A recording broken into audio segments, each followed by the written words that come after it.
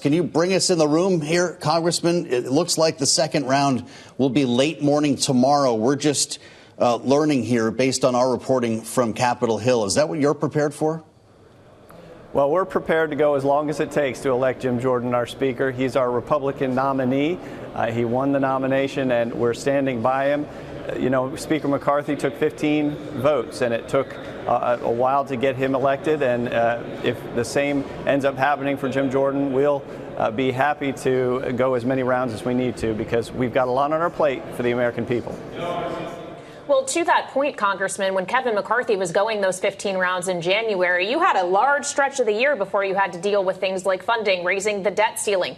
We're working with the clock here of November 17th to avoid a government shutdown. We're expecting the White House is going to be sending a supplemental funding request to Congress imminently to deal with aid to Israel and Ukraine. Is it not a little bit more pressing now? Should he be allowed to go that many rounds? Well, time is short. We have a lot we need to deal with, and you're absolutely right. We only have about 30 days left before the continuing resolution runs out. So we need the Senate to come to the table. We've passed about half of our appropriations bills, and the Senate hasn't passed any. So we need to get things rolling over there. But once we have a speaker, we anticipate a lot of conversations happening very quickly. Well, can you give us a sense of the math right now, Congressman? 20 members, first of all, voted for someone other than Jim Jordan, 20 Republican members. A lot of folks thought that was a much bigger number than they walked in today expecting, suggesting that there might be more weakness in a Jordan candidacy than they thought. Was that your view today? And how is it possible to turn around that many lawmakers who seem to want anyone now other than Jim Jordan? Well, there are a number of people who have concerns, and they're in conversations with Jim Jordan right now to try and address those concerns. They really fall into three groups. You have members of the Appropriations Committee who want to make sure that we can get the government funded in time before the expiration approaches next month. We have defense hawks who are concerned about support for Israel. Jim Jordan stands strong with Israel, and we want to make sure that we do support our friends in Israel as they defend their homeland. And then we have members who are in New York and other districts that were won by Joe Biden who are just anxious and want to make sure that we have a conservative speaker who can get things done, who can make sure that ultimately we retain this Republican majority after next fall's elections. Okay, so Congressman, my sense from you is you are willing to see this through as long as it takes to get Jim Jordan the gavel. And yet, as you also talk about things that you need to get done, I wonder what you think if it does take a long time for him to flip all of those different groups to whom you were just referencing, if you would support the notion of giving Speaker Pro Tem Patrick McHenry more power in the interim to get some of that work done while Jim Jordan tries to do his own work. I don't know many of my colleagues who are supportive of the idea of giving the temporary speaker more power, because he is that. Temporary, and his position was only created after 9/11. And so this is the first time we've ever used this office, and really its job is to help elect a permanent speaker.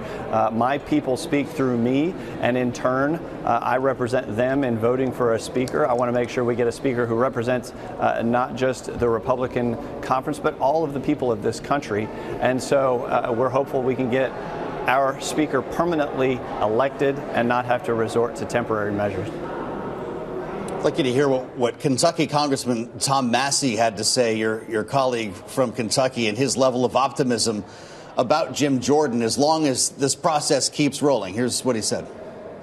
At some point, if Scalise is voting for Jim Jordan and Kevin McCarthy is voting for Jim Jordan, you look kind of silly to vote for them. This is the reason Jim Jordan is the only viable speaker candidate we have. He's the only one who can get elected without cutting deals.